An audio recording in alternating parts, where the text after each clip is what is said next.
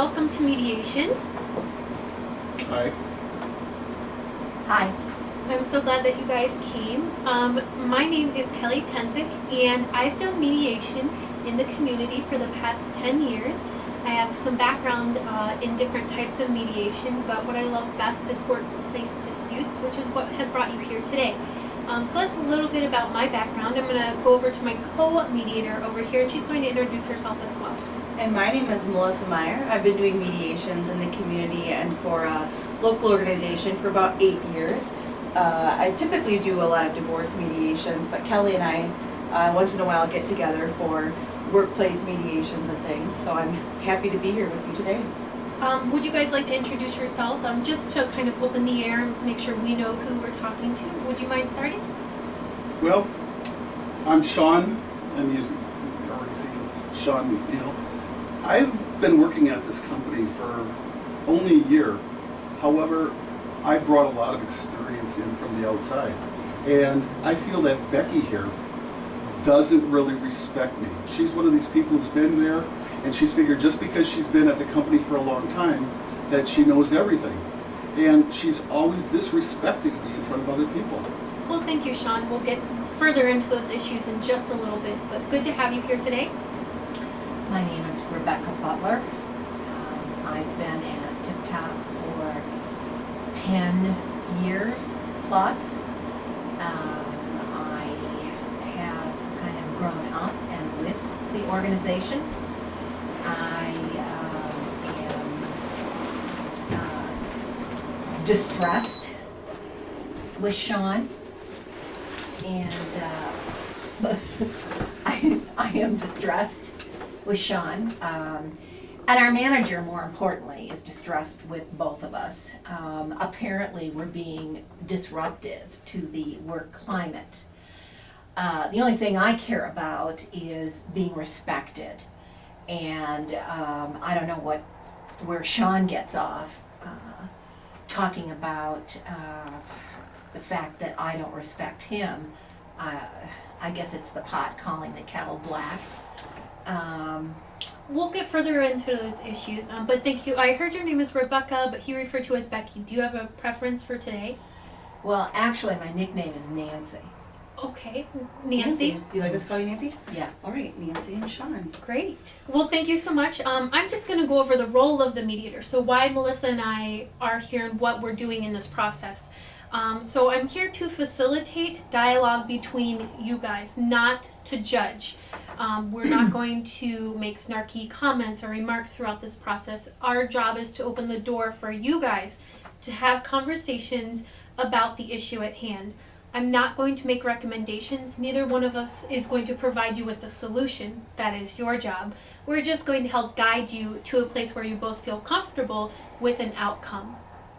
So Melissa here is going to talk more about the process and what today will look like. Yeah, so really we're in charge of helping you communicate, helping the communication process, not making the decisions. And the way the mediation process works, I don't know if you're familiar with the process, but basically what will happen is first we're going to get an agreement to mediate, and I emailed that to you guys earlier this week. Hopefully you got a chance to look that over, but we'll run through that briefly again before we sign that just a little bit later. And then we're going to hear from both of you. We'll start, typically we start with the person who brings this to our attention, and Nancy, you brought this to our attention? Yes. Okay, and so Sean, if that's okay with you, once we get started, we'll have Nancy tell us her summary of what has happened, give us a snapshot, and then we'll ask you to do the same thing, uninterrupted. Does that sound okay with you? Okay, great. So once we hear from both of you what you perceive is happening in the situation, then we're going to start to work through some of the issues, try to find out what your goals are from this process in the workplace, so we can help you guys find an agreement, hopefully, to take out of this situation.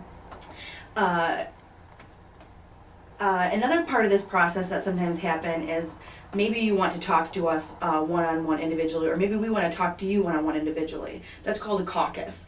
And if at any point during the mediation you would like to have a caucus, or we feel like we speak to one of you individually, we'll have a caucus. We'll ask one of you to leave the room while we have a chat, and then the other person will also get a chance to have a caucus with us if they choose to do that as well.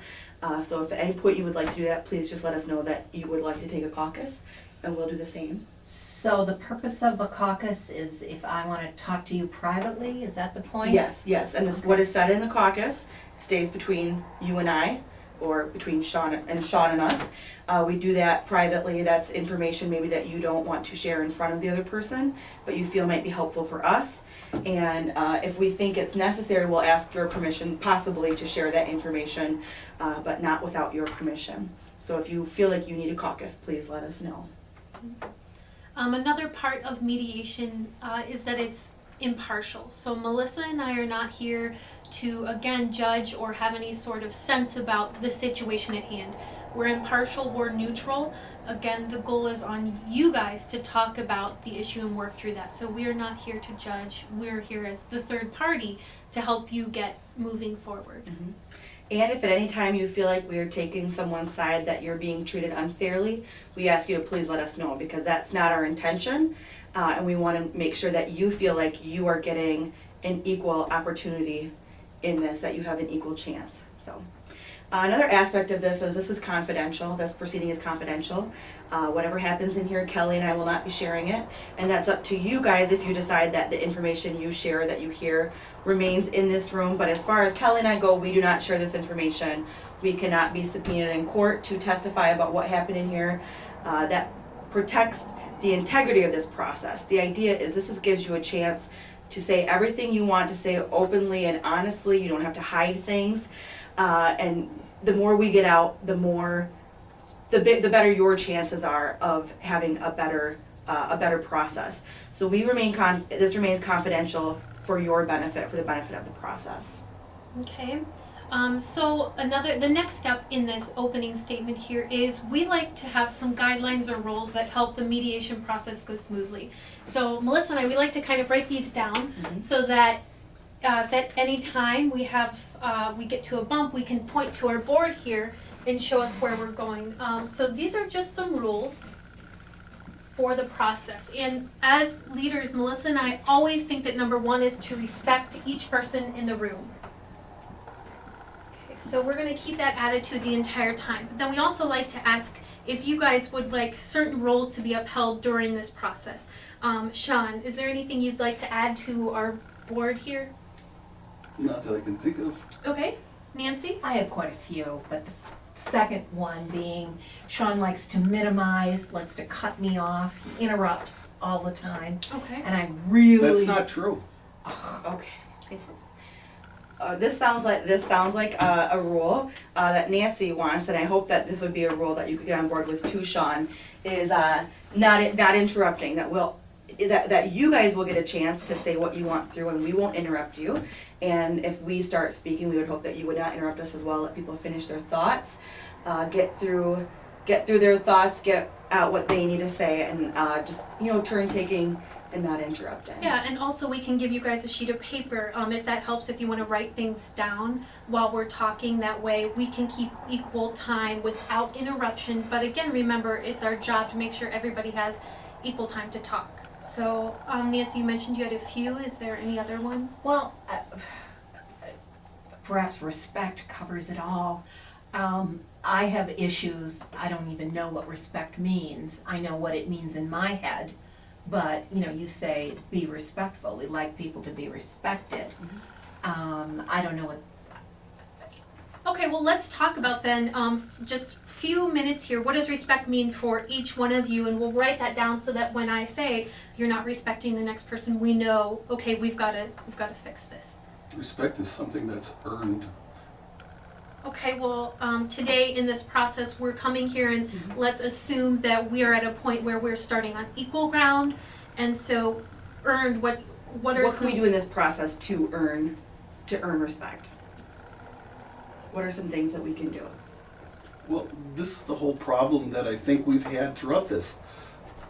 I have been working for Tip Top just for a year. But the thing is, since I've been at Tip Top, I've increased productivity in my department 43%. And she thinks just because she's been around, things should be done the way they've always been done. I should be respected because of what I've accomplished. Okay. Not because I'm just sitting on my butt doing whatever I please. Okay, so it sounds like we would like to be respected for the work that we do, for the process, the time that we've put in, the work that we're doing. And so maybe one of our rules could, and actually Nancy had said this, is to not minimize the other person or their accomplishments in this process. Does that sound like a good rule based on where your head is at right now? Yes. Okay, Okay. what else in terms of respect? Well, I've been here 10 years plus, and the bottom line here is that you get into sort of a groove, a pattern. The reason our organization has done so well is because of the processes in place. Okay, so maybe what we can do today is talk about these processes for each person and what their idea is of that. So maybe work at uncovering these issues. If the processes work so well, then how come I've increased productivity by 43%? Well, that's definitely something that we should talk about a little bit later. But in terms of rules, is there anything else that you would like to add up here, respect-wise, or in another aspect, or do you feel like this covers it?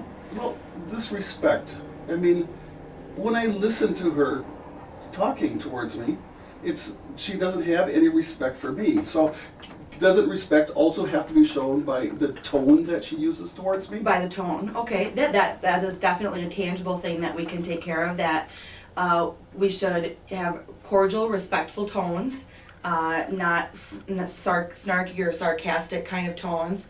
I think along with that is making sure we're calling each other by the names we wish to be called by, right? Is that, instead of throwing out inappropriate nicknames or things that might make the other person feel minimized? Okay, so no name calling, a respectful tone, no condescension, no sarcasm, but of. My voice is my voice.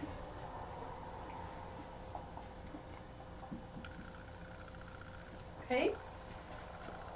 Is there anything else that you guys think would help this process go better? What about bullying? I feel like I'm being bullied right now. Okay, and how, in terms of how Kelly and I can kind of be the whistleblowers on that, what are things that make you feel bullied? When I feel like I'm being attacked and being talked down to. Okay. Well, you know, one of the rules that we might use to avoid that, sometimes it helps if the conversation goes through the mediators. So would you feel more comfortable if during this process, if you and Nancy both spoke to us, directed your comments toward us and not toward each other? That might help take away some of the tone or the name calling. That might help kind of bring that tension down a little bit. Does that sound like an okay rule? If you can be truly neutral. Well, that's our job. And so if you feel like we're not doing that, please definitely let us know through the process.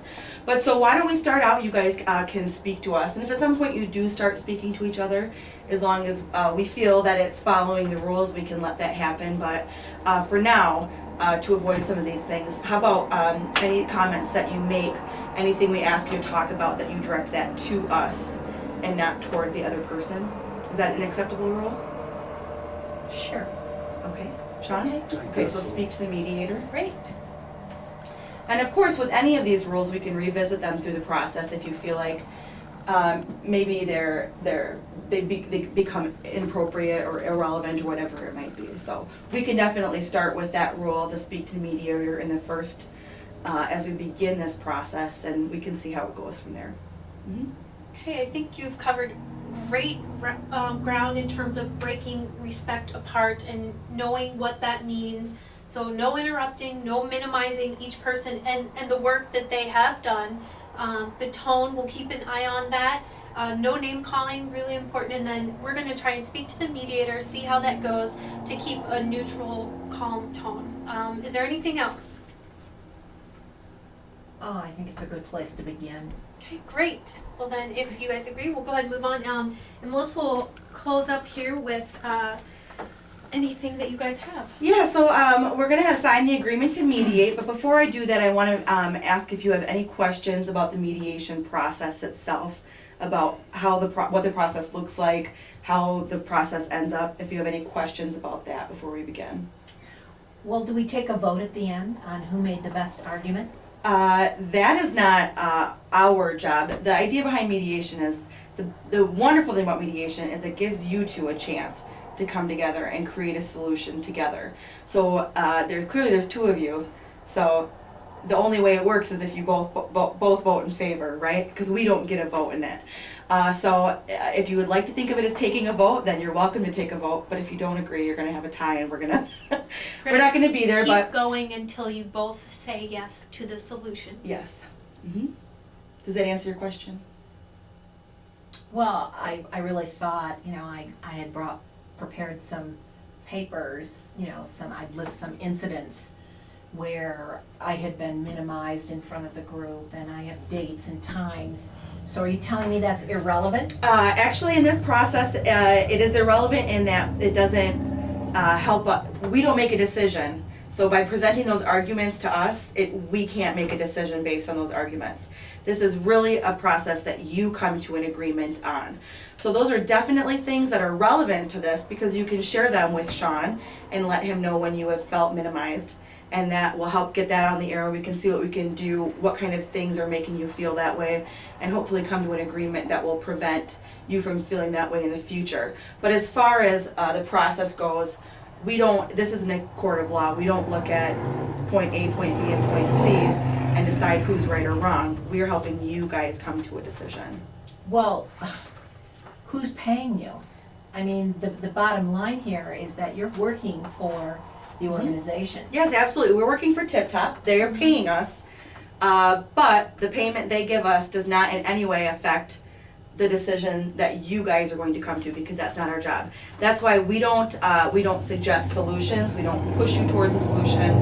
We let you guys come up with them and you guys agree on one. Because Kelly and I, we get the paycheck regardless of how this turns out, right? And we would hope, it is our hope that you guys would come to an agreement, that you could find a way to work this out, because it's just better for everybody that way. But Kelly and I are still going to take this and go have a really nice dinner later, regardless of what happens. So please know that whatever you do today does not affect us in any way. So we have no vested interest. So we're not going to push you to do anything. Okay. Any other questions? Well, if we don't reach an agreement, does that mean that we're going to be fired? Nope, absolutely not. And that's actually one of the things on the agreement to mediate that was talked about, was that this is a voluntary process. That your company, yes, has asked you to come here. They've asked you to mediate in good faith, that you're willing to put in a solid effort to try to resolve this here. But if it's not resolved here, it doesn't affect you in any way. Again, it's all the information's confidential. The only thing that we will share with Tip Top is that you either came up with an agreement or that you didn't. If you would like us to share the terms of your agreement, if you do reach one, we will be happy to do that.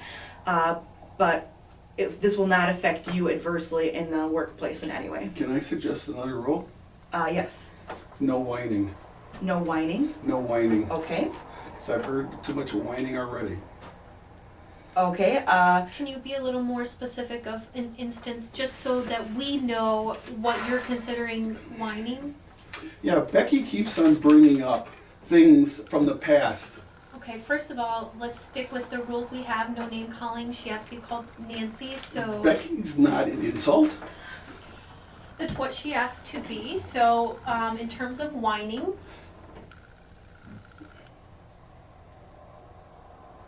can we say we want to keep it to relevant to the issue at hand while you're here? Keep all, Well, yes, but when you keep on bringing up things that's not important to anybody else but you, that sometimes gets into the whining. Sometimes that can sound like whining, but with these processes, a lot of times what we see is if someone keeps going back to something, which clearly must be important to them if they bring it up so many times. And with our first rule being respect, we have to respect that everyone sees different things as being important. So it's Kelly and I's job to make sure that people, what they want to be heard, what they want to be heard is heard. But one of the things that we might notice as someone continues to bring something up is that there's an underlying issue to that's really important. So But there's a difference between that and just being petty. I agree with you, and I will ask you please to let me finish without interrupting me. But part of this, I lost my train of thought. So I think the best way to handle this is to remember that each person has equal talking time. So however Nancy would like to spend her talking time is fine. She, remember, talking to us, this is not an attack on you guys. Well, but I've been listening to her talk and you talk. You've been dominating this. And when I say one or two things, I get yelled at for being interrupting. Oh, no, we're not yelling at you, but we are asking you to follow the rules. Because if this is, our job is to help this process move along, to help the communication. And so we come up with these rules so that everyone has a chance to speak, so that they have a chance to have what they want to be said heard. And so I apologize if you feel like you're being attacked, but if Nancy does these things, we will definitely call her out on them as well. And if you find us interrupting or name calling or whining, we would appreciate that you call us out on those as well, because we have to follow the rules the same as you do. So I will say we'll try to keep the whining at a minimum, but also to stick to the integrity of the process. We need to let everyone be heard and be heard fully. Okay? Okay. Okay, great. All right. Any other questions before we go through the agreement to mediate? Oh, and I'm sorry, I will address one more comment. We're sorry that we're taking up so much time at the beginning, but it's really important that both of you understand the process fully before we get into it. We like to be totally upfront with how this is going to go. And so yes, we have dominated the talking here, but that will not continue once we actually fully start the mediation. Okay. All right, so the first item of this agreement to mediate is that you are here voluntarily, that you're agreeing to be here, and you can withdraw from it at any time. Tip Top has asked you to be here, but if you decide this isn't for you and you choose to leave, there will be no punishment to you in any way. Our goal is to help you reach an agreement if you so choose to do that, but if you don't, that is your decision as well. Again, we have no power to decide how this turns out. We cannot come up with an agreement. We cannot give you a solution that you have to take. This is up to you. If you reach an agreement, excellent. If you do not, then we move on to the next part of whatever this process is. Kelly and I aren't here as advocates or representatives for either of you. That we are impartial and neutral in this situation. If you feel like we're not being so, please tell us. But we are not here to represent either of you, and we're not here for Tip Top either. We're here for you guys in the process together. Again, all this information is confidential. We will not be sharing it outside of this room. You're also here to mediate in good faith, and that just means that you are sitting at this table willing to be a part of this process. You don't have to reach an agreement, but the fact that you are here right now tells us that you are willing to give this a shot. And any agreements that we reach today are not binding until you actually sign an agreement. So if you come up with an agreement today, then if you sign something, then it's binding. But if until it's signed, it's not binding and can be changed. Sorry, Sean, did you have a question? Yeah, I was just wondering. You say you're being paid by the Tip Top, my boss. Mm-hmm. I mean, what kinds of things are you going to tell them about what we talk about in here? Yeah. I don't want my career ruined because of this. The only thing we are telling Tip Top is whether you reached an agreement or you did not reach an agreement. We will not tell them any of the details unless you guys expressly give us permission to do so. And we hope that similarly, you will not go back to the office and talk about what was said in here unless you, the two of you, agree to do that. So we don't tell them anything other than, yes, they reached an agreement, or no, they didn't. That's the confidentiality of this process. What happens if Becky goes back and tells the company about what we did and I didn't give her permission? That's something that we can talk about as if we get towards an agreement, we can talk about that. But are you saying that you want what's said in here at this point to remain confidential to this room? Yes. You do? Okay, Becky, would you agree with that, that you want things to stay in this room that are said? Absolutely. Okay.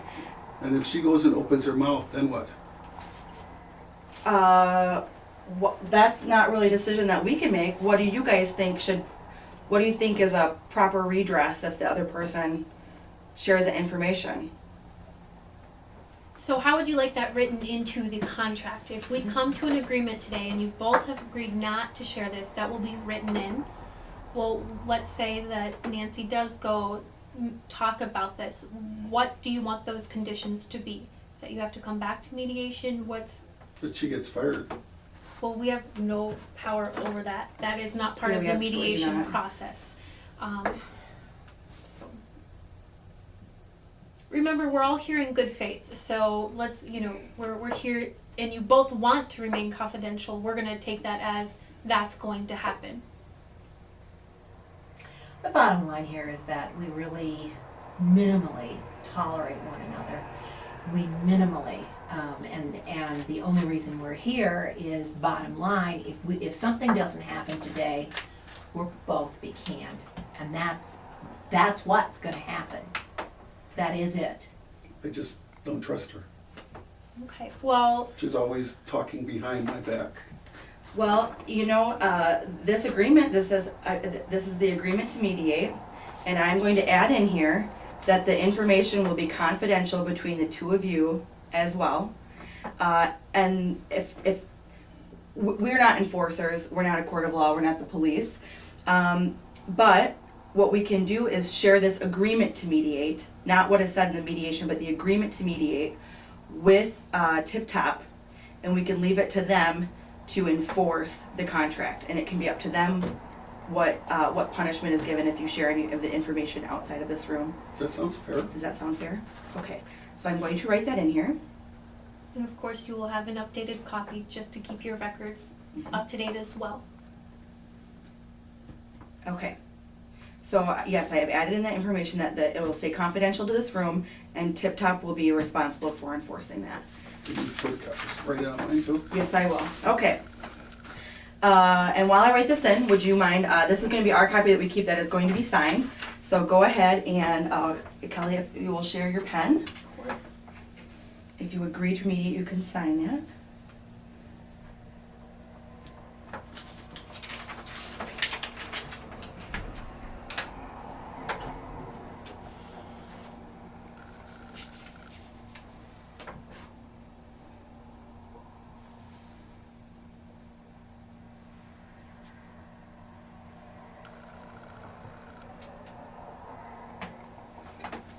All right, great. Sean, you have a very interesting signature. Wonderful. Okay, so we've got this, and we will be happy to make copies for both of you and get those back to you. So as I said before, the process, the way this is going to start out is we don't know anything about this other than you're having an issue at work, and Tip Top wants you to do the best you can to resolve it. And so as we said before, since Nancy brought this to us, we're going to have her start and give us her summary of what has happened, her feelings on what has happened. Sean will ask you to refrain from commenting until she's completely done. We might ask some questions once you're finished to kind of clarify, and then Sean, you'll get the same opportunity to share your story as well. So Nancy, if you would please begin. Well, like I said earlier, I've been at Tip Top for 10 plus years, and am fairly well respected, and should I just keep talking even though the phone is ringing? You want to wait till it's done and then restart? That'll be fine. You can cut No, that no, out. no. That's fine. Okay. We know who it is. Okay. And So- same. Okay, so I began, I've worked at Tip Top for 10 years plus. And Sean came in and I think we're very much like oil and vinegar. Whatever I say, he minimizes. Whatever he says, I think it's a mutual thing. Anything, his mere presence makes my skin, I boil. The signature that he passed on, "You suck." That's the kind of thing that he, does in the office. It's a joke, lighten up. Not funny. That's really not funny. That's disrespectful. Here we are. We're supposed to be. If we don't get this worked out, it was pretty much. Okay, Let's. so You're right, Sean. You're right that there was some rule breaking there, and the first one was the interruption, and also We do want to keep you talking to us. Yes. So let's hear, your side of the story, and then we can go from there. Okay. I just don't even wanna look at it. Okay, just please look. Okay. I did my hair today, so please feel free to look at me. Okay, Yeah. thank you. The minute he started pranks around the office. I was always the butt of his joke.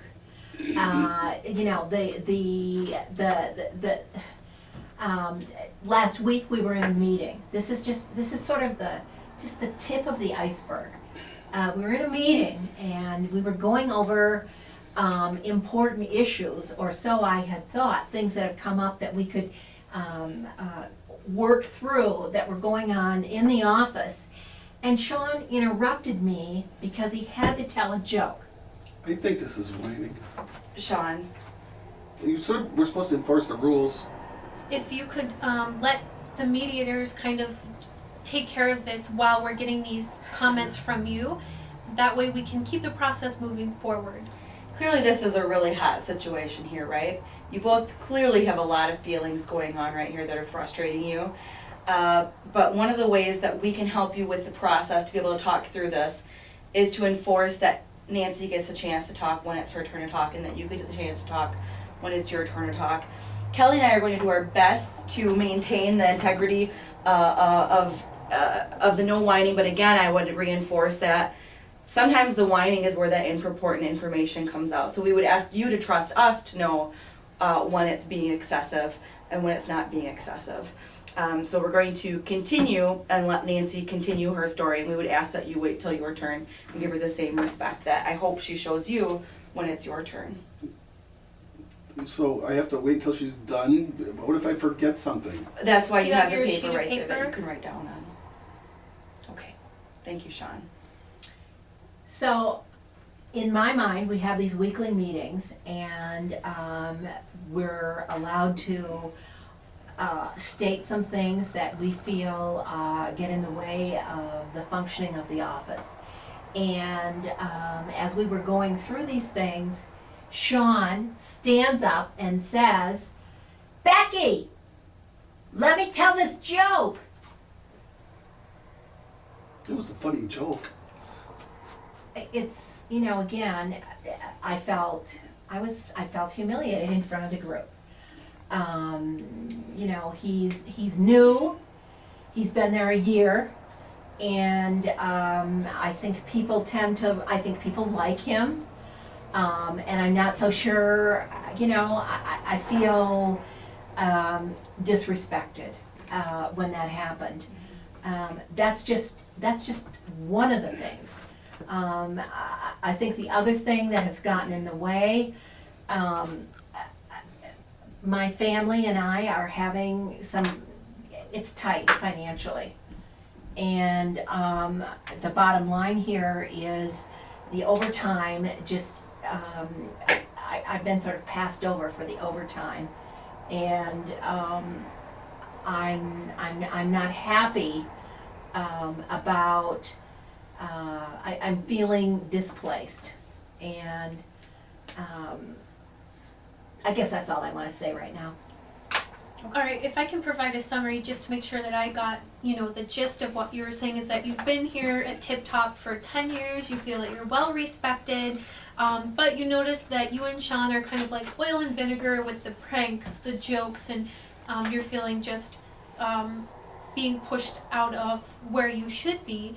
Sean has only been there for 1 year, and you've noticed that also this feeling of disrespect that you get during these situations.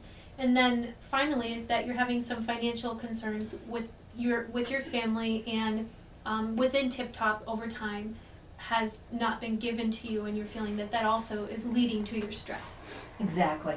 Okay, great, thank you so much. So what we're gonna do is shift gears and ask Sean, in a very respectful, listening to the rules manner, tell us your side of the story. Well, Becky keeps talking about this oil and vinegar stuff. Oil and vinegar is not a bad thing. You put it together, it makes a great salad. And that's what I've tried to do with my department. since I've been there, people are relaxed. We've increased our productivity. We talk about, why isn't she making more money? Well, it's because when I make decisions of who's going to work overtime, I look at who's the most productive. And when Becky's around, people seem to be uptight about when she's around, and productivity goes down. I found that when she's not working overtime, productivity goes up. And why is it? Because people do like me. They've got a fun atmosphere because it is work. We work hard every single day. It's backbreaking work, but at the same time, you need to make work fun so that you can come in. When you're all uptight all the time, I feel like she's just jealous about me. What's not to like about me? I'm a great looking guy. I'm a lot of fun to be around. That is her jealousy that's pent up. Okay. Is there anything else? Any specific instances or other things that you remember that kind of have led to these situations? Well, it's like the other day. I had her come in Saturday because we had a job that had to be done. So what I did is I went out and I brought donuts for everybody. Becky comes in and starts complaining because I didn't buy the brand of donut she liked. She's getting something for free. It was my effort and she doesn't appreciate these little efforts. Okay. So what I have heard you say in your statement is that oil and vinegar can be good. The mixing of different ideas can be good. And for you, it seems like productivity is your main concern. That's why I was hired. Mm-hmm. Okay. Everybody's making money. Okay. And you also believe that work should be fun. You work hard, but also enjoy the moments where a laugh can be shared. And I also heard you mention that you think that Nancy is jealous of you. And that is related to the work situation and you're charismatic. Okay, is there anything that I left out from that? Not that I can think of. Okay. I'm sure there's something, but I'll have to bring it up when I remember. Okay, that sounds good. All right. Nancy, do you have anything that you want to kind of add as a follow-up to? Well, let's just start with what I asked to be called Nancy, and he keeps calling me Becky. That's the first thing. That should be a clue to how things were going. Sean made a really big deal about what kind of donuts he should bring in. And I told him I liked the kind with chocolate frosting on that had the cream filling. So what does he come in with? Glazed donuts. Okay. I had made such a big deal about, I really, They were really, Krispy really Kremes. liked. They're like crap. I Just just, a moment, Sean. I really, really, really liked those. And so when he brought them all in and made a really big deal about having brought in donuts for all of us, there you go. How would you feel? But I asked everybody, and everybody else wanted Krispy Kreme. Well, not everybody, but 85%. So what I did is I brought the donuts that the most people. My world does not surround her. Erased. I felt erased. Okay. Nancy, the way that made you feel, you feel like you let him know what kind of donut you like. And please correct me if I'm wrong, but by not bringing in the type of donut you liked, you felt like did you feel like he did that on purpose? Absolutely. Okay. I felt, I wouldn't have made it, I wouldn't even have mentioned. The donut gesture was very nice. But if he had gone around and taken a poll, what do you like? What do you like? Well, I made a really big deal. Oh, I just adore these kind. And guess what? They weren't there. Okay, so it made you feel like he didn't care about your opinion in that Absolutely. situation. Absolutely. Okay. That's just, again, so typical of the way things go in this office. He believes we should be having fun. I like having fun also, but not when I am the butt to people's jokes. And I seem to be right at the top of your list. It's always pick on Nancy, pick on Nancy, pick on Nancy. I'm sick of it. The world is not centered around you. Okay. So you feel like when Sean makes these jokes, you feel like you're being attacked in those jokes. I do. Okay. And feeling that way is valid because you're the one that feels that way. Sean, do you want to add anything to your summary? She's not the center of the universe. I have 45 people in my department, and she's the only person that's a thorn in my backside. So, Sean, what you're saying, I heard Nancy say that she feels like you attack her with your jokes, and when you say that she's not the center of the universe, it sounds like maybe you aren't targeting those jokes you don't intend to target those jokes towards her. I make jokes towards myself. When I'm self-deprecating, she doesn't pay attention to that. She only listens to the things that she wants to listen to, and she twists them around in her tiny little brain.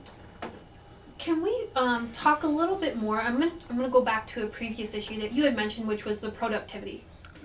Can you maybe take us through a typical day at work? What does productivity mean to you? Because I heard a little bit of concerns from both of you, and maybe that's something that we can talk about a little more. Well, depending on what we're doing in a day, what we have to do is, I've got one department that does nothing but puts together boxes. So what they do is they cut out the templates, we're running all the time. We've got another department that they're printing out reams and reams of paper. Okay. And I come in and I've got to talk to the people at the presses, I've got to talk to the people that's ordering things. So what I have to do is I have to get along with a lot of different people. Okay. But when Nancy Thank you. is there, it seems like no matter what I do, she's never happy. She's always going behind my back and talking to people and putting me down. Okay. And I try to make fun of the situation by telling a little joke to let things roll off the back so that she'll loosen up. But she can't loosen up. It's like she's got a stick up her butt. Okay. She's pretentious. Okay, so Nancy, can you talk about productivity from your end? What do you value as productive, making progress on a day at work? I like to have things organized. I like to know how to get from A to B to C. I like sort of a predictability. I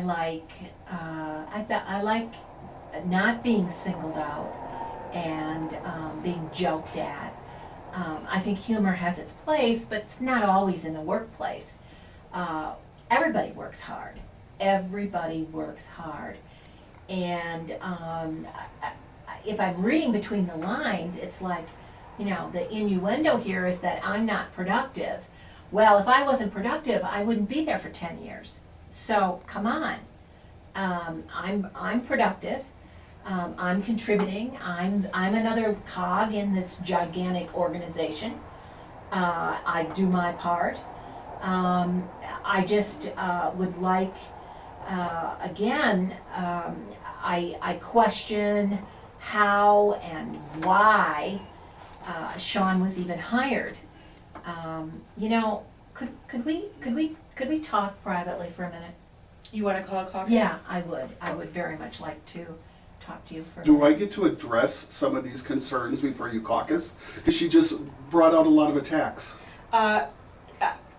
Sean, I would love for you to address this. I want to take the caucus, but I would like you to just take a minute and write down some of your thoughts about those attacks. And then when we come back after the caucus, or you can talk about it during the I can caucus. take Sean outside if that works. Okay. Is that Should we okay? both be in here?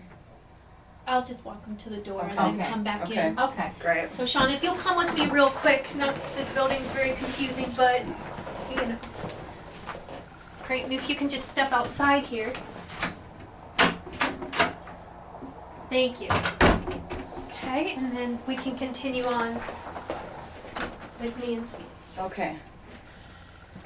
I don't know how he was hired. I had a really, really, really good friend that should have had this job. And I am mad as hell that he was hired. And I just can't get past that. And I know if I don't get past it, I won't have a job. Management have said, if we don't clean this up today, we'll be looking at probably finding another job. I mean, I was told that. And so, that is my concern. But what keeps getting in the way is my friend was so perfect for the job. And I played this up. I said, whatever I can do to help you. And here this, guy comes in supposedly with all this great experience. And I'm not seeing it. I see him as undermining very staid kind of processes that we've had that have always worked. He and I feel really picked on. And so that's really where my bias is coming from. I am mad as hell that they didn't hire my friend. Did you have a part in the hiring process? Not at all. You didn't? No. So that's frustrating sometimes. But do you like Tip Top as an organization? Pays the bills. It pays the bills. Do you respect the people who are above you, who are in charge of you, who make those decisions? Pretty much. Okay. Pretty much. You've been here for a long time. You've seen a lot of people come and go, but sometimes, you know your friend very well, and for you to have stuck your neck out for them, it can get very frustrating when they're picked over for someone else. Mm-hmm. But if you respect those people and you know that this is a successful company, they truly made the best decision. And maybe it's not so easy to see because you had this tension with Sean. Yeah. But there must be some reason they hired him, that they picked him as the top candidate. I think he schmoozed. I think he knew someone and kissed up to management, and that's why he was hired. Mm-hmm. So you don't see Sean as a valuable asset to the organization? No.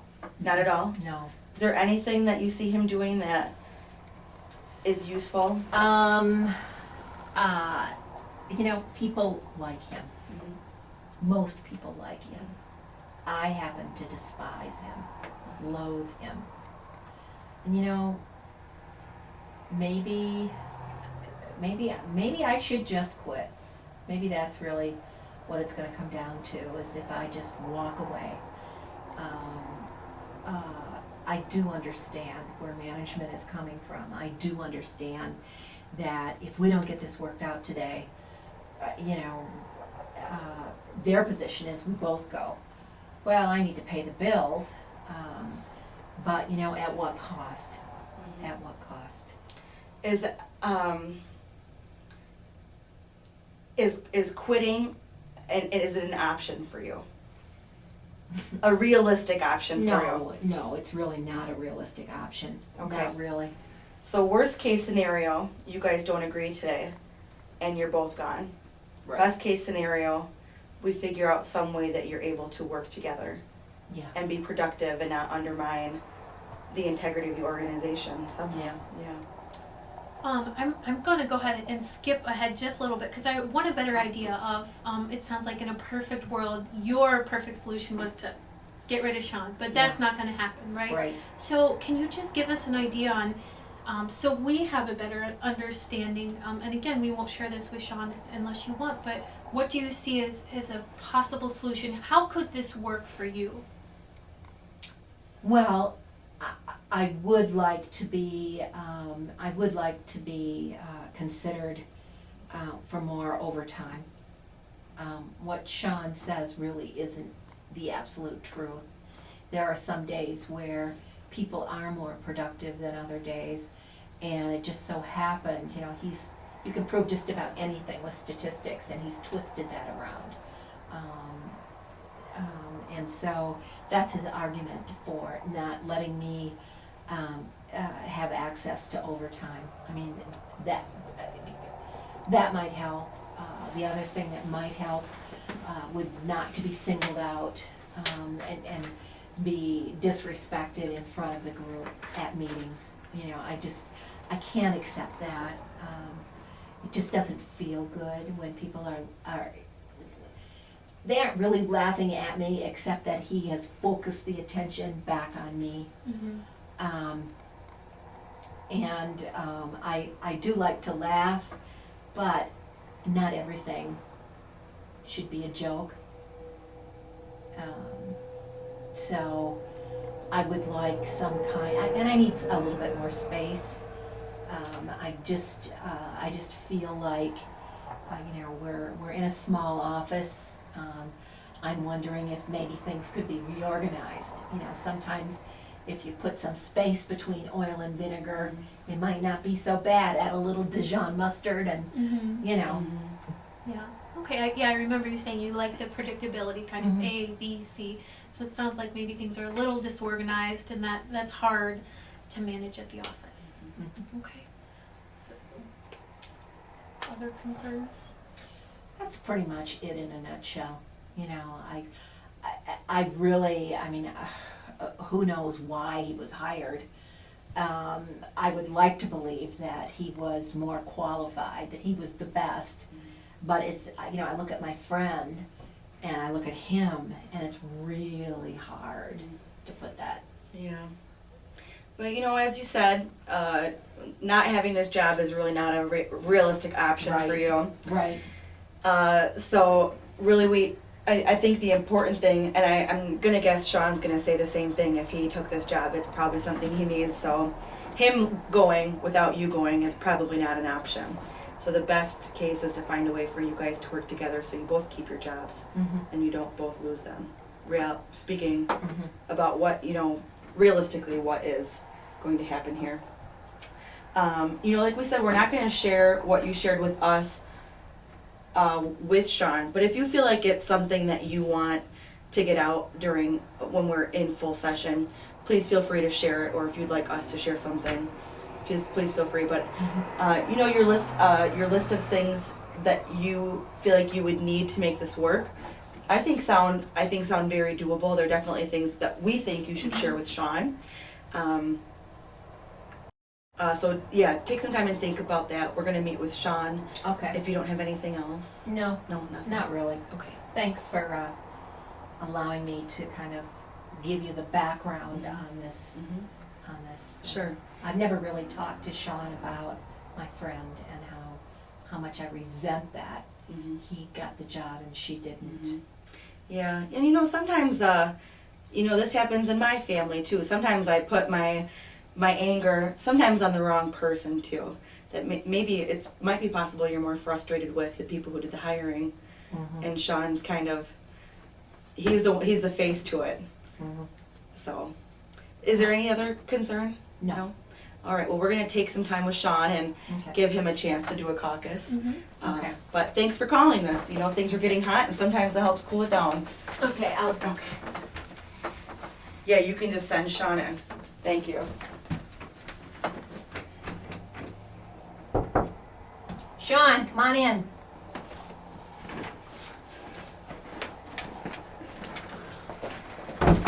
Hi. Sean, hi. Did you get a chance to write some things down? Yeah, I did while I was sitting out there thinking about what was going on. Okay, all right. So, Nancy just took some time to talk to us about some things. We want to give you the equal opportunity to be able to do that. Just remember that these are, whatever's said is during this caucus, we are not sharing with Nancy. But if you feel like during the session you want us to share, you're welcome to do that. But this is between us, so please feel free to be as open and honest with us as you want to be. I really appreciate this. Absolutely. I've really tried getting along with Becky, and no matter what I do, I can't make her happy. I think she's jealous for a lot of different reasons. I mean, part of it is my popularity, but I also think part of it is the fact that I've gone to college and I've got a degree in management, I've got my MBA, and she graduated from high school and got a job right away back when you could do that. And I was hired because I have a track record. They recruited me They gave me a big bonus to leave my past job and come in. And so the reason I'm here is the company wants me. And since I've been here, I've increased productivity. I realize that when you're dealing with management, you've got to deal with a lot of different types of people. And my primary concern is the increased productivity. And so what I have to do is I have to look at my employees and figure out who can do the job. And I'm not saying that Becky doesn't have potential, because there are times when I look at her and she has that eye for detail. But part of it is she's anal retentive. It's like the ability that gives her to see the detail and to be focused on the things is also her problem, because she can't get outside of the box. We're in a market that's changing. We're moving to a global system. And what I have to do is I have to deal with the changes that's going on in the manufacturing process. And my competitors, the world isn't predictable. But Becky wants things to be predictable, and they can't be. I have nothing against her personally. It's just that she's a total pain in the ass. A total pain in the ass. Yes. Are there any, You said attention to detail can be very helpful. So how is that helpful? What other things does Nancy bring to productivity?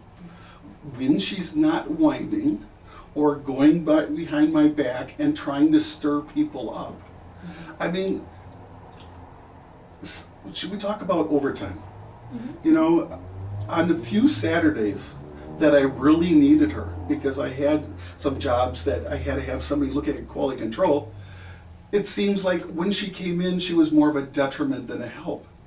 Because even though she takes the time to do it right, she's also stirring people up, and they're so focused on what she's telling them that they're not doing their job.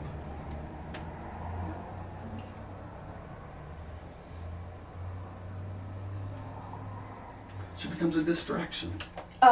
You know, one of the things that sound like it's kind of a root of this is like you said, her great gift, which is an attention to detail, but her resistance to change is a problem. And it seems like, to me, it seems like some of the things that are being said is in reaction to the change, which of course, as you said, change needs to happen. But I'm wondering, you know, change upsets anybody. It gets anybody in a hustle. When Kelly takes my chair, I get frustrated because that's my chair, and I don't like that to change. And so I'm wondering if there's any way, anything that can be done to help acclimate Becky to the changes, so they become, you know, she said there's this process for 10 years that she sees that has worked, but clearly you've got this background and you know things, these small changes that can happen to make things work more effectively. Yeah, if it works so well, why have I increased productivity Sure. so much? Sure. And you know, I mean, part of that might just be that change is scary to her since she's been here for a long time. She sees new people coming into the business. Maybe part of her problem is she's afraid she's going to be pushed out with all this change that's happening. You know, sometimes that can be scary to people. So I'm wondering if there is something that we can do to create more stability with the change. I don't know how this process works. I'm not in manufacturing. Clearly, I'm a thinker and less of a doer. And so I'm wondering if there's some kind of process that can be put into place to help acclimate her, to get her on board for the change, to help her understand the change that is being made, something that makes her more comfortable with the change, so that doesn't become, that is gone as an issue that's undermining your relationship. Does that make sense? Yeah, and that's why I tell jokes, to lighten things up. Okay. That you don't take the world so seriously Yeah. all the time. And when I tell a joke, she thinks it's against her. Yeah. I hardly ever make comments. I poke fun of myself more. I poke fun of the other guys, and they don't care because they know it's all in fun. Mm-hmm. But Becky keeps taking it personally. Yeah. You know, you can't invalidate her feelings in that, right? Because we all feel different things. You know, one of the things might be is you know, the tension in your relationship. Maybe Becky doesn't feel like you have a relationship for fun jokes. And so that's something definitely you'd have to ask her about, but do you understand that the jokes make her uncomfortable? But as a fun guy, it's hard to see why that happens, Well, but she leaves such big openings. I just gotta take them. oh yeah, yep, She's so uptight. yeah. It's like an invitation. Yeah. Well, I think what I want to do is kind of move just ahead and not and ask you, what do you see as a solution to today? Because as both of you have shared previously, it's either fix it or can it today, and our job is to help you figure that out. Well, I don't really see myself going anywhere because they love me. I just got a bonus. I didn't want to mention that before because, you know, Becky would get personal with it, you know? And I really like her husband. I mean, he's a great guy. And I see that she has problems and I don't want to see her lose her job. But if worse comes to worse, I can't take this. I think I'm going to be there. Okay. Well, I just heard you say that you don't want to see her lose your job. So clearly you see something beneficial to Nancy being at this organization. There's times when I need an even practical head. And she sees things that sometimes I don't. She refocuses me on things. So she does have advantages. If she could only learn to get over herself. Okay. Well, with that being said, is there anything else? Now, the floor is yours. Is there any other issue you want to get out there? Things you haven't said? You know, this is your time to. You know, I think this is kind of like a total waste of time. The only reason I'm here is because my boss told me I had to be here. But seeing I'm forced to be here, I want to make the best of the situation. I don't want to waste my time. I don't want to waste the company's time. I don't want to waste the company's money. So I really don't have any big problems. Becky's the one that's got the problems, not me. Okay. Well, with that being said, would you feel comfortable now if we brought Nancy back in? Sure. Okay, I will go get her. Okay. Come on in, Nancy.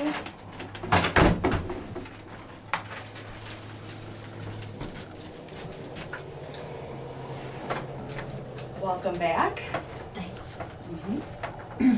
Right. Well, as you know, we just took a little bit of time to talk to each one of you individually, and I think where we'll pick up is if either one of you wants to share anything that was shared in caucus. You know, it's not Melissa and I to share that with you, but if you have anything that you'd like to share, that's where we'll pick up, and if not, we'll go back to where we were. I've never mentioned this before, but I guess I should put it right out there on the table. The reason I just have this adverse feeling about you is because you took my best friend's job. I thought she'd be just perfect for it, and you sweet-talked your way into a job that I think she would have been better at. And I'm just so angry that you got the job and she didn't. That's what I shared with them. Well, for your sake, I'm sorry your friend didn't get the job. But for my sake, I'm glad I got the job because I am the best person for this job. And I proved it over and over again. I mean, I can't help the way you feel. But I don't want you to dislike me because of the fact that I'm competent. See, I have maybe some issues. I think we have issues with each other in relation to competence. I would really hope that I was told yesterday that if the work climate does not improve, we're both out. I don't know if that was shared with you or not, but that was shared, management shared that with me. And I gotta bottom line this for you, I gotta pay the bills. My husband was just downsized. I've gotta have this job. So whatever it takes, I gotta buck up. And that's all I have to say at the moment. Well, let's figure out a way that we can work together.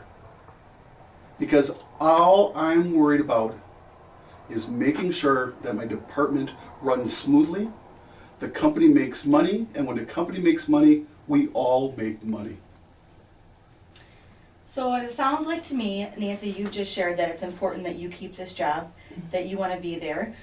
Sean, would you say that you also want to be there, would like to keep your job, you enjoy working there? I love my job. Okay. That's why I come in an hour before I have to. This is not a job for me. This is my life. My happiness, yeah, I make a lot of money, but that's not why I do it. I get the pride of knowing that I do a job and I do a job well. Okay. And I enjoy my employees, and I seem to get along with everybody else. I would like to get along with you, but you have to meet me halfway. Sean, I just want to do my job. I don't want to be teased in front of other people. You know, I don't want to be interrupted if we're at a work meeting discussing issues within the department. I don't want to be interrupted because you have a joke to tell. I would think that you would have enough respect for me if you have to tell this joke to at least let me finish before you interrupt. Maybe you need to write the joke down so that you don't forget it. I don't know. But it really made me feel horrible last week when this happened. Foolish that my contribution in the department had to be interrupted so you could tell your joke. It hurt my feelings. Well, I didn't mean to hurt your feelings, but it just seemed like you were going on forever and ever, and I looked around and people were starting to, their eyes were glazing over, and I was trying to put a little excitement into the room. At my expense.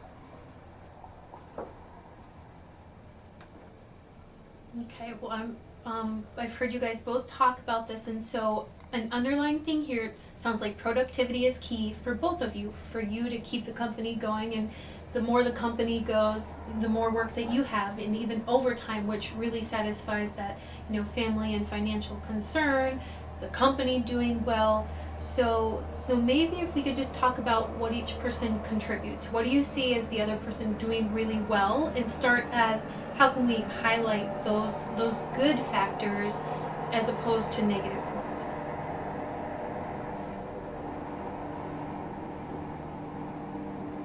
I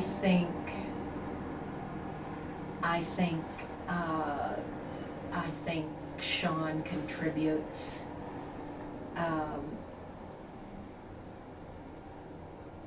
leadership. Okay. So you see him as a good leader? I see him as doing his job as the leader. Okay. I see Nancy as having an eye for detail, as being dependable, a little boring, but sometimes that's okay. Okay. I guess that's the predictable part. Okay. Well, if you feel comfortable, Melissa, I think we've laid out the issues and a couple of good qualities. Maybe we can have you guys start brainstorming solutions. So you know what the issues are, you've talked through this, you know, we're gonna take our time getting there, but maybe what are some ideas for solutions? Let's just review Sure. what kind of the issues are, just to make sure that we have them all on a list. So one of them that has continuously come up is kind of the teasing or the joking atmosphere. Work environment, or meeting environment, Okay, the joking, teasing, during meetings. meetings, okay? Well, I'm still going to tell jokes, but I will try not to make you the brunt of it. Because it's my nature. I'm uncomfortable with the try. I'd feel better if you said, I won't tease you. I'd be okay. I don't need to be singled out. I wanna just come to work and slide along throughout the day. Do what I'm supposed to do, when I'm supposed to do it. And I'd be just fine not being singled out and joked about. But, see, here we got this contradiction. You say that you want attention, but at the same time, you don't want me to bring attention to you. What I'm saying is when I am speaking, to be interrupted in front of my peers so you could tell a joke is unacceptable. That's what I'm saying. I said I would try. Trying isn't, you know, I can't we try. promise. All I Try. can do is do my best. So, well, then a question I would have for you would be, I'm getting that sometimes you don't realize that you're picking on Nancy, but she feels that she is being picked on in these situations. Yeah, I don't know what's happening. So, what's something that we could do so that you would know when this is happening? So that you would know what kinds of things, what Nancy feels like is directed at her. What can we do to have a little more communication so you understand, you know, intent and impact are different things, right? When I tell Kelly, nice hair today, how do I know that she takes that as a compliment or a sarcastic remark that her hair looks like crap, you know? You do have nice How hair. do I make sure that she knows what I'm trying to communicate to her, and how do I know that she understands that? That seems like the issue here, that you're not intending to single out Nancy, to pick on her, but there's that perception that that's happening too. And so, Nancy, do you have an example of something he might say or do that might make you feel singled out? Wouldn't you feel singled out if you were talking in a meeting and your supervisor says, Nancy, cut it off. I have this joke. I gotta tell this joke, when I hadn't finished. Now, how would you take that? I didn't quite say it like that. I said, well, this reminds me of a joke I heard the other day, and I brought it up. I didn't say Nancy. Sean, I was making a serious point, and you have to tell a joke. It's like what I was saying had no import to you, was not important to the department, was not important to anybody here.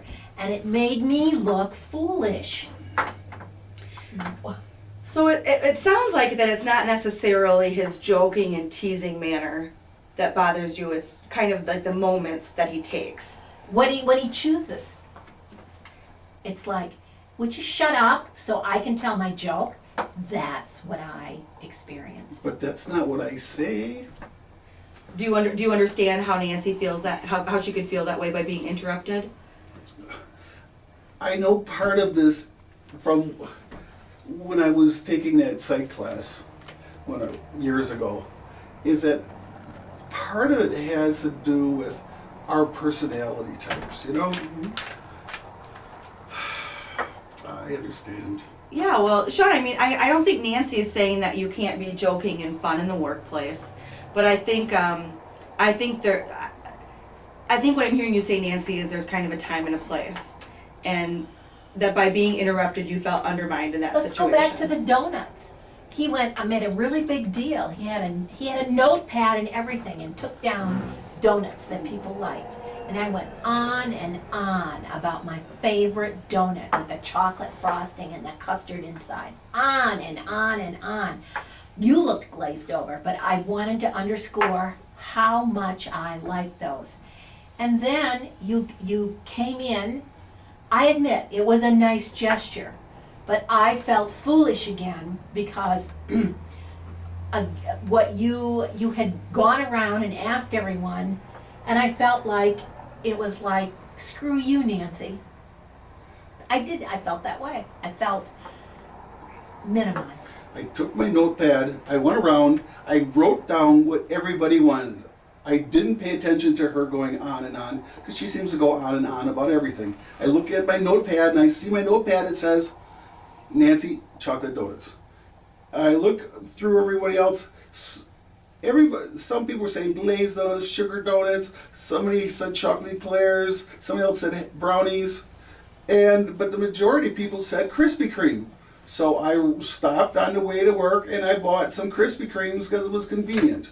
So you're saying that by not bringing this chocolate donut, you weren't trying to single Nancy out? No, I wasn't. I was trying to make the most people happy.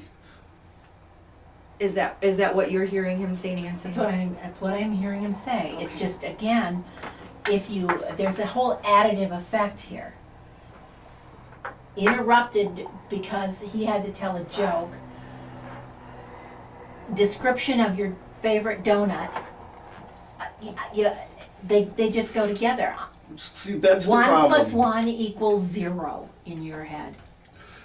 She's taking all of these steps, which are isolated by days or weeks in between, and making them all into one situation. I'm dealing with 45 employees.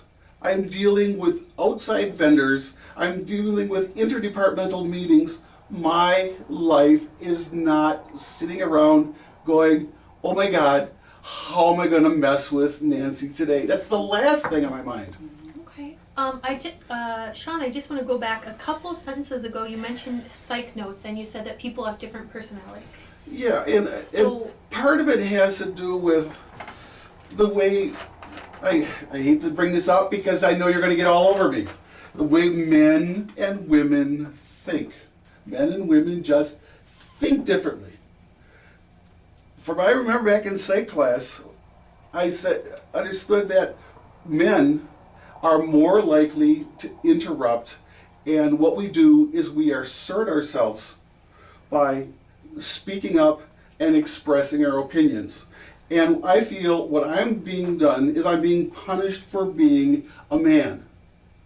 And here I am in a group of 3 women, and I feel like you're taking her side because I'm a man.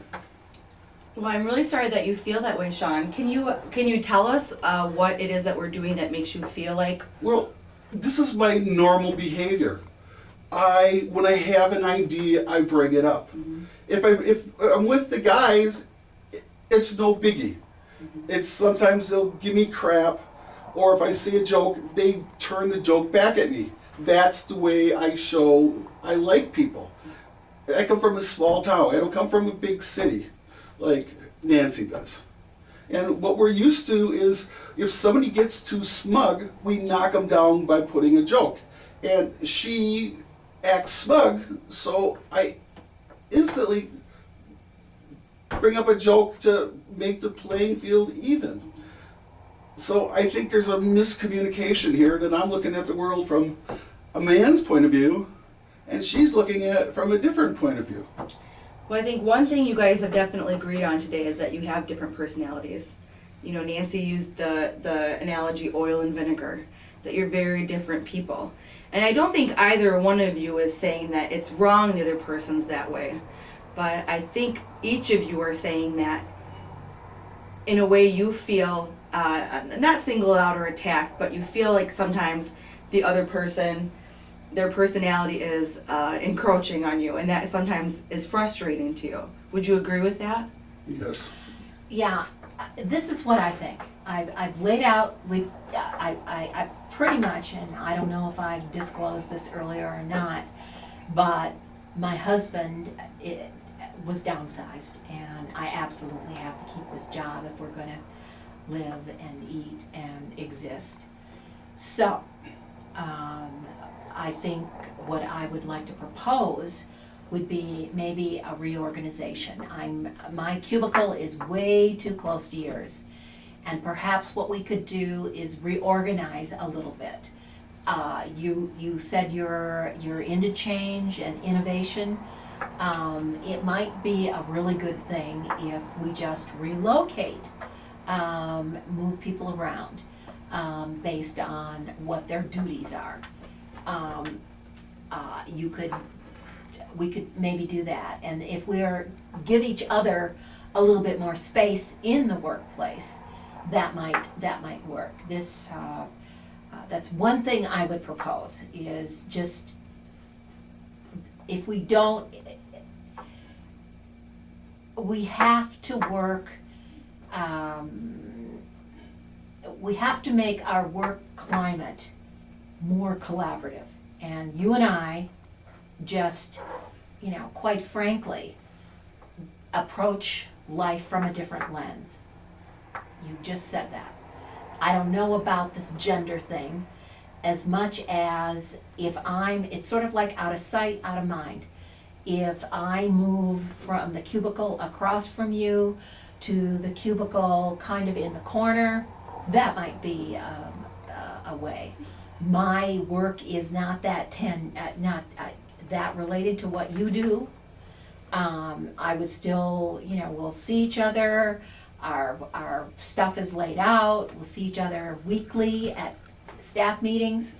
But I think this might help if we just were not on top of each other.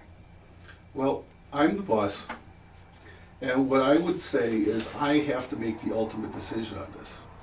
But I will, if you write up a proposal and hand it to me, I will give it an honest appraisal. Usually when you negotiate things, I offer something, then you offer something. I'm suggesting that perhaps we not be looking at each other every moment we're both at work. And what I'm saying is, I'm the boss, and I have to take ultimate responsibility for my decisions. And I'm also saying that I'm not locking you out. I'm asking for your input, but ultimately, I'm responsible to the company for the decision. See, I just see that as BS. I see that, quite frankly, as, oh, sure, I'll entertain this proposal. So I take the time and energy to do this, and you say you'll honestly entertain it. Come on. See, what you're looking for is you're looking for a guaranteed commitment. And I can't make a commitment until I know what the proposal is. Well, it sounds to me, ultimately, it sounds to me, Nancy, like what you're asking for is to put some physical space between you in the Right. workplace. So, but you say you have to have some time to think this over. So what do you think, if she were to give this proposal to you, how much time would it take for you to come to a decision on that to move space? I don't understand how your office works, so I don't know the logistics of that. Are there other empty cubicles in the area? Well, what I have to do is, I'm moving people around then. Mm-hmm.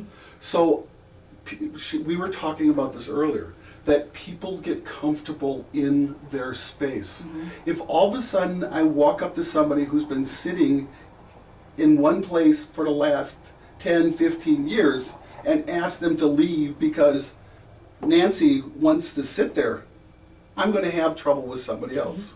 There are 3 empty cubicles. Why don't you just let me move into one of the empty cubicles? Who are you going to sit next to? I'm gonna sit in the corner on the outside where there are 3 in a row empty cubicles. You can put me in 1, 2, or 3, your decision. I think I could work with that. Is that something you feel comfortable committing to, that Nancy could move to one of those cubicles of your choosing? Who do you want to sit next to? I wanna sit in the middle, I don't wanna sit next to anyone. That way you won't accuse me of gossiping. I can just sit in my little workspace with 2 empty places on either side. Okay, that sounds fair. That sounds fair? That's something that, Yes, that way I know she's doing her work and she's not bothered that you anybody feel else. comfortable agreeing to? Okay. So what I've just written down is that one thing that you have both agreed to is that Nancy will move into the middle space, the middle desk in between 2 empty ones. No, I don't want people thinking that you're sitting there because I punished you. Because I'm not putting you there to punish you. Why don't I'm you there just to accommodate you. Why don't you just announce that you and I, it would be more efficient for me to move to this particular spot. That way, everyone knows it's an efficiency decision. That makes sense. I can use that. Okay. Now, another thing I would like to see happen is that you don't interrupt me to tell a joke in front of our peers. I'm really asking you to just let me say my piece and not make me look foolish in front of others. I will not intentionally make you look foolish.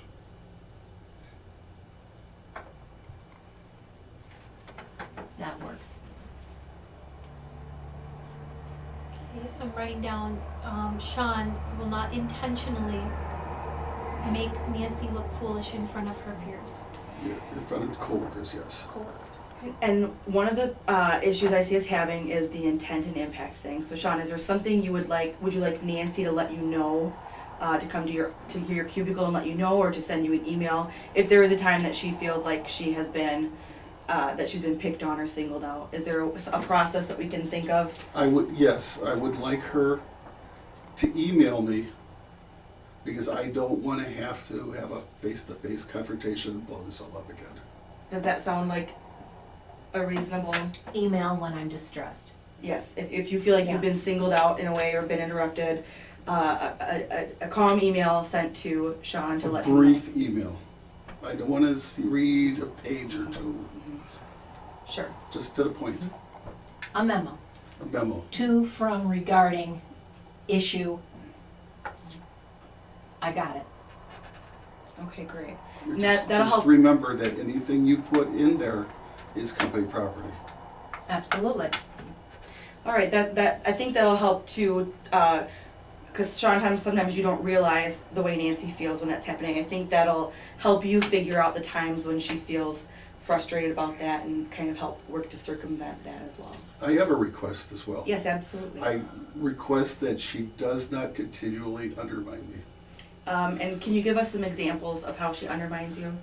Oh, the other day I came in and she was talking to Billy and she was griping about me, about she doesn't like the way I've changed things and that. Okay. I understand she likes things the way they were, but the thing is, it takes time to make changes. And when she's sniping behind my back, it undermines my credibility. And it creates an atmosphere of disharmony. And I need people to work together. Okay. So how do you respond to that, Nancy? Does that sound like something that you are willing to do? What I will do, and I've always made this a rule of thumb, I will not say something that I wouldn't say directly to you, to others. Okay, keep that in mind, that, you said you were in the bathroom crying because I hurt you, but you never told that to me, so I didn't know how you felt. But then you brought it to the company and complained to them. So that's a situation where you said you wouldn't tell me to face, but you told someone else. Does your company have any kind of grievance process? No. No. Well, that's definitely probably something that one of you could take to the company and talk to them about, is getting a process in place. But I'm trying to think of a way. You want to be let in on when Nancy's frustrated with you, just like she wants you to know when you're frustrating her. And so, you know, Nancy, you said you would never say anything that you wouldn't say to Others. Sean's face, that you wouldn't say to his face. So I'm wondering if there, you know, Sean, it sounds like you want her to bring the problems to you directly, rather than take them to coworkers or up the ladder. Yeah, she's skipping over me. I mean, how do I know what's bothering her if she doesn't tell me? I can't read minds. Okay. Well, maybe what we could do is take on, you set the time and we have 10 minutes where we air our concerns about the other. 10 minutes. Twice a month. I don't want to feel like we're attacking people. What type of day do we do it? Because I don't want to get all heated up and angry and then have to go back to work. Maybe what we should do is have a drink together. I don't want to go out with you. I don't want to have a drink with you. You're my supervisor. I'm not dating you. I'm trying to find a casual place, which is neutral. Why don't we meet in the cafeteria and have coffee or lunch? Doesn't really take it out of the job. So Sean, you said you don't want to have to go back to work just in case some hard feelings are brought up or something. Could you meet for like 10 minutes in the cafeteria after shift twice a month? If it's necessary. Okay. What if we don't have anything to talk about? Well, maybe that could be an email. Maybe you set it up, you know, a couple days in advance. Hey, I don't have anything to talk about this week. Do you want to skip it? You guys could have that conversation before that, so you're not wasting that 10 minutes. Memo. You don't need it. Perhaps we could meet in the personnel office where there aren't prying ears. Sure. Does that sound okay with you? I don't want people gossiping about you and I meeting in the personnel office, because they'll think, you know how observant people are. I don't want them talking about you and me. Because we are like oil and vinegar, and why would we be meeting in the personnel office? But I don't like us sitting in the cafeteria with ears around. That looks even weirder. You know, well, More eyes watching. Well, you'll get here an hour early. I'll come in early. Okay. So I find that what you guys have mentioned is really good, but it's still pretty vague. You mentioned twice a month. Is there certain, like at the beginning of the month, middle, end? Let's just kind of narrow this down so that it is something you can concretely agree to, and let you know if you say to meet on Wednesday, on Monday, if you guys are okay, then you can send each other the message saying, okay, we don't have to meet, versus, oh, I don't know if I was going to send something. Why don't we do it the let's work on 15th and the 30th of every I month? can't do it on the 30th because I've got projects out. what if you picked a specific day of the week? Sure. You know, I don't know if you have a less productive, that you're not doing quite as much one day, if you're doing manufacturing, or if you want to take the weekend to think over what you want to talk about and cool off and do it on a Monday. Can't do Mondays. Can't do Mondays, okay. Wednesdays are slow days, slow days. Why don't we do it on the first and third Monday of the month? I've still got projects coming in on the 1st. How about the... Not the day the first Monday. The first Monday, the first real Monday of You mean the the year. first Wednesday? Yes. Oh, excuse me, yeah, Wednesday. Wednesdays. The first Wednesday, during the first week, and then the third week. Provided it doesn't fall in the first. Right. Right. Well, you guys have company email too, that if that day didn't work out and you really needed to meet, that maybe you could email and come up with another mutual time. And that would be, you know, we clock in at 9 if I was there by 8. Okay, I started at 7. So you could take 5 minutes or 10 minutes out. We meet at 8. Yeah, I would- Everybody else comes in at 9. So Okay. Yeah, and that also kind of gives you, you know, if the production starts at 9, it gives you kind of a cooling off period. a chance to kind of think about things so you can get back to your work when 9 o'clock rolls around. That could work for me. Does that work for both of you? Yeah. Excellent, okay. Okay, let me just repeat this back to you so I make sure that I have this down. So the first Wednesday of each month, as long as it's not the first of the month, you will meet to air grievances or, any concerns that you have by clocking in at 8. And that gives you both time to either cool down or air out or go for a walk before work starts at 9. Did I miss anything with that? The first and third Wednesday. That does not fall on the 1st or 30th. Or 31st. Okay. And we could just start, I'm gonna work very hard to leave my displaced anger at you. I'm gonna check it at the door. I'm gonna try very hard.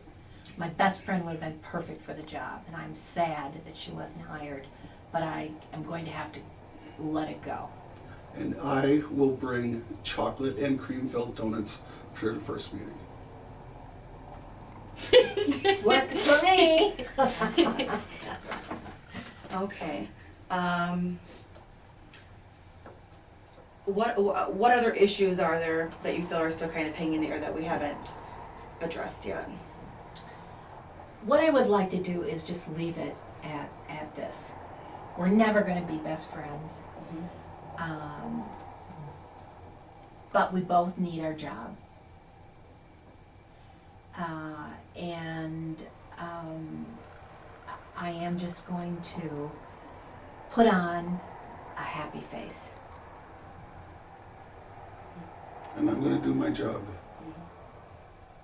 Okay. Well, you guys have come up with, I think, some very doable options, moving to a new desk and having a process in place for you to talk through any issues that you might be having.